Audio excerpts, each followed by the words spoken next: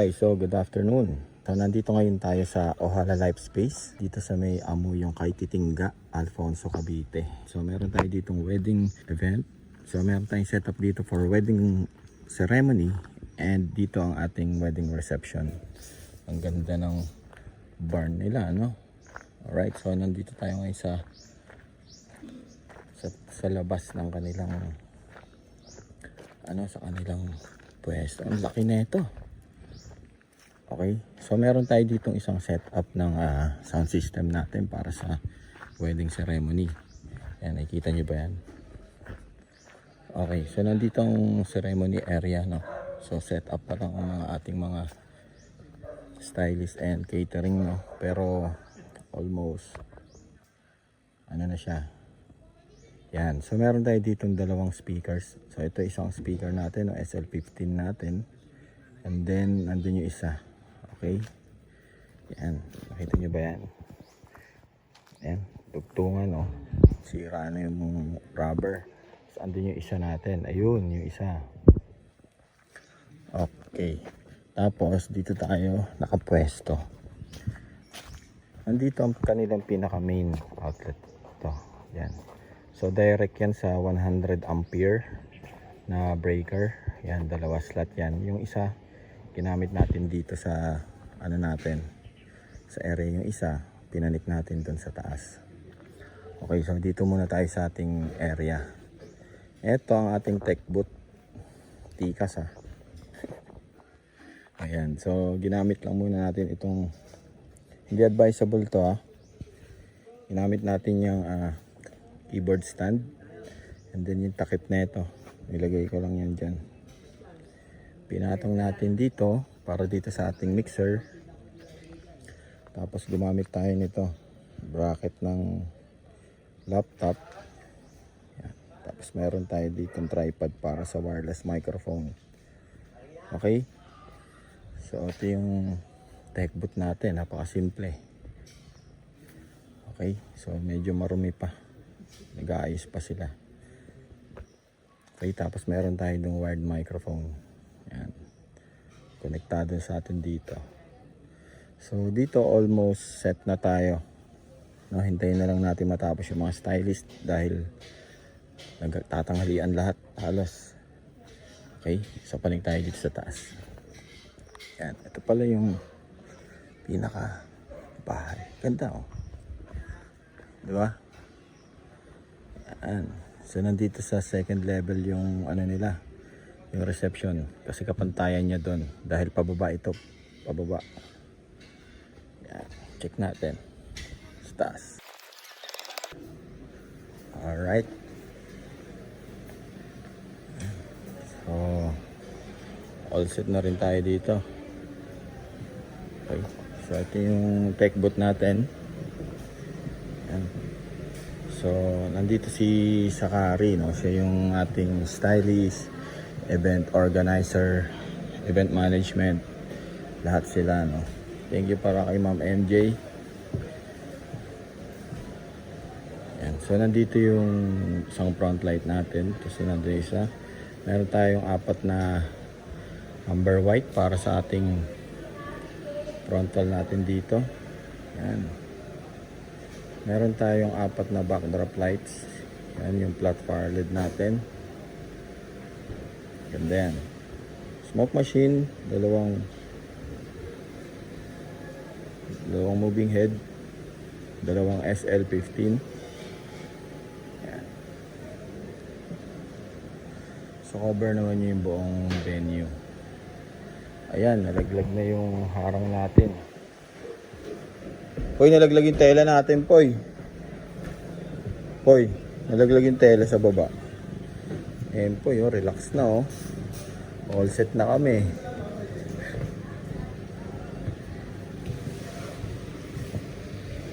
Ayan, so ito yung deck natin.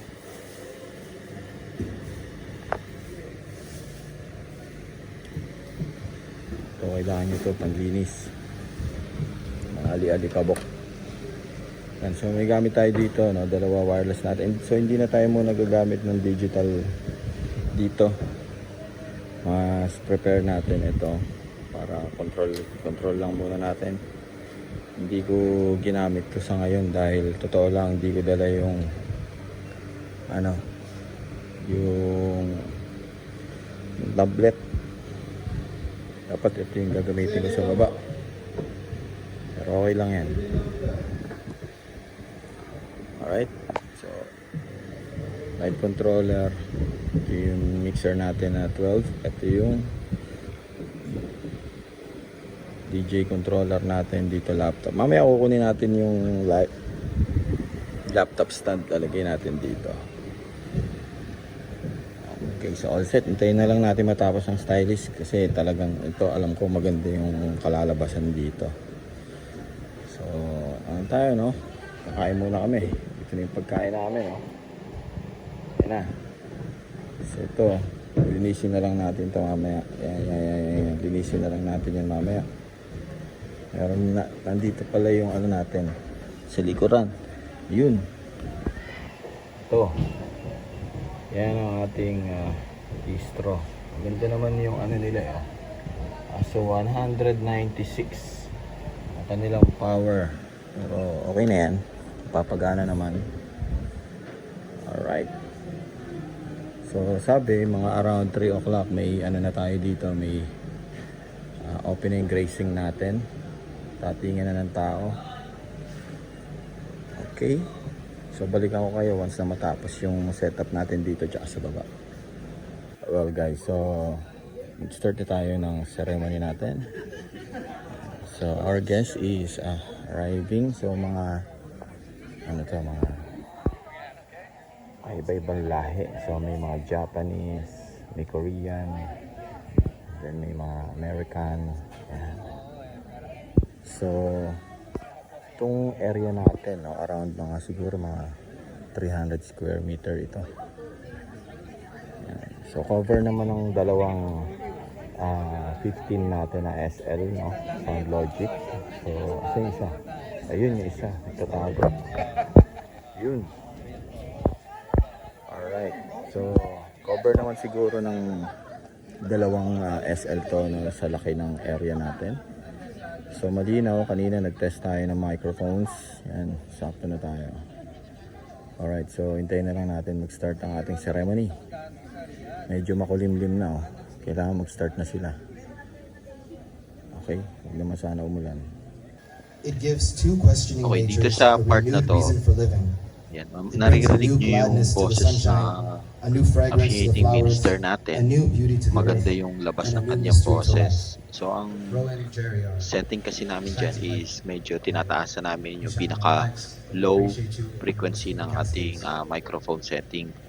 So tinataas namin yung So you low two, niya para we're now buo at the yung center of the ceremony. boses ng ating in one way, nagsasalita. from the moment you met each other, Yan. oh, And to then the moment nilalagyan when you knew namin your ng love was the konting truest thing, reverb the moment you decided to make it para official, hindi masyadong flat all of ang these kanyang have led you to this moment. boses. the time to consent in your marriage.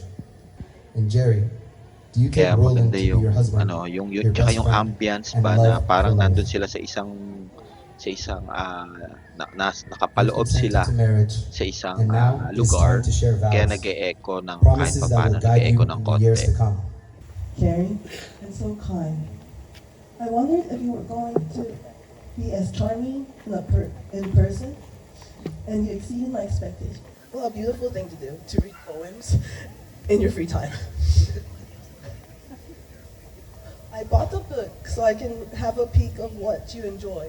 And in one poem, it said, Yan, dito rin sa wedding na to, pinakita nila yung mga tradisyon ng mga Pilipino. Merong basagang palayo, palasabet, tapos yan, may mga nagsayaw ng mga ganitong sayaw na native. Ang galing ni Bride. So pinakita niya sa mga bisita niya, mga foreigner. Alright guys, nandito na tayo sa loob ng ating reception. Napakaingay. Sa labas siya nagpapalaro.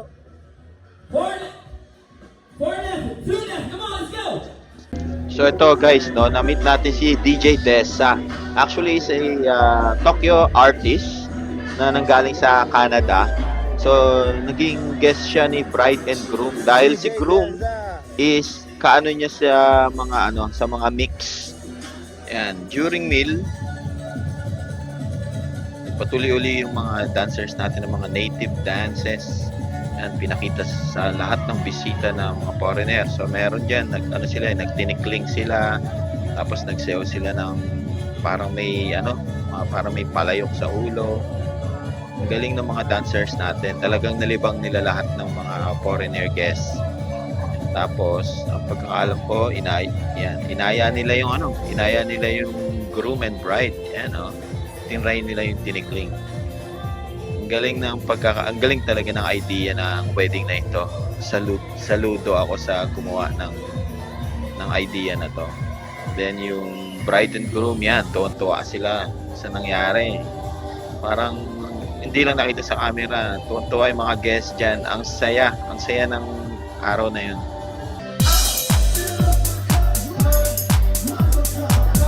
Okay, so dito na nag-umpisa yung after party nila.